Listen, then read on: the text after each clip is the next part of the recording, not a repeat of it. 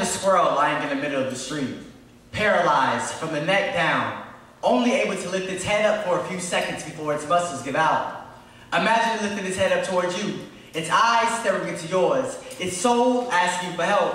Would you pick that squirrel about the street and lay it on the sidewalk next to the rose growing in the concrete, or let it meet its fate in the street where memories of cars and truck tires will burn into the back of its eyelids like childhood thoughts brought back by nostalgic items and scenes like merry-go-rounds and walks in the park?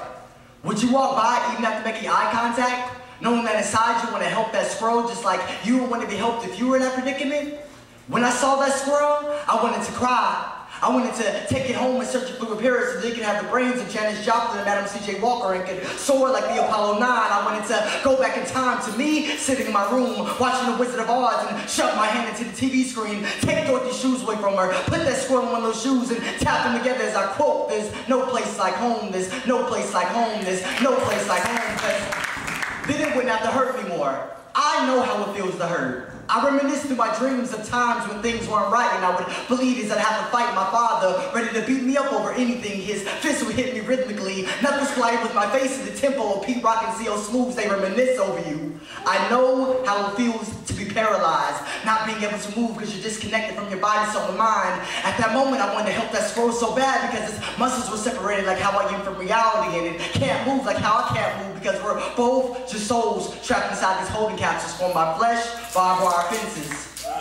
My body kept walking down the street, but my soul just couldn't go. It went inside the squirrel's bloodstream and was able to see what the squirrel could see. Genocide in the form of pollution. Through the squirrel's eyes, my soul saw trees full of light being cut down by these extraterrestrials called humans, and I actually got to see what racism toward animals felt like when I unlocked one of the squirrel's suppressed memories. The setting was a tree, and this squirrel was relaxing happily with its family. Then some humans came and shot rocks at it, and his family was slingshots, and those squirrels ran, man. They damn near almost ran into insanity, and at that moment, I was able to understand that all of God's creations feel pain.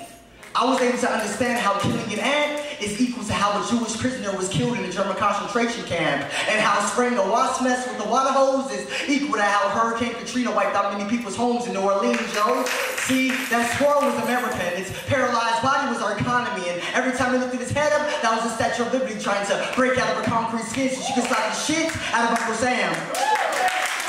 Every vein within his skin represented every piece of Pangea, and the blood that circulated in those veins represented every nomad looking for a place to stay. And the tears that squirrel shed weren't tears of pain, but tears of confusion because it couldn't understand why it was unable to move. My soul eventually left that squirrel and caught up my body, but the next day, when I walked past that squirrel's body, it was split like Pangea when it broke into the 7 continents, and I was like, damn, I could have saved that squirrel, but then I realized its soul left that body and was headed for new beginnings.